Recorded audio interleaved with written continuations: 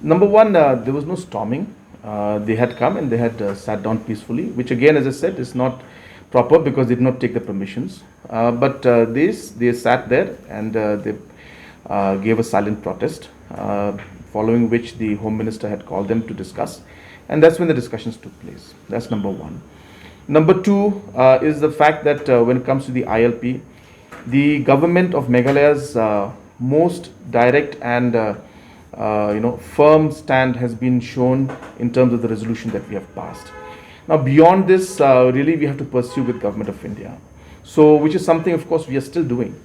But what I'm saying is that at this point in time, the ball is lying in the Government of India's court. So, yes, we should pursue.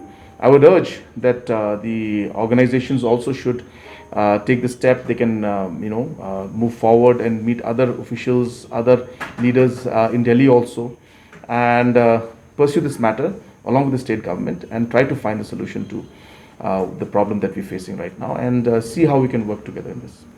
Because of the West Bengal elections, post that hopefully we'll be able to. He'll be calling him. So.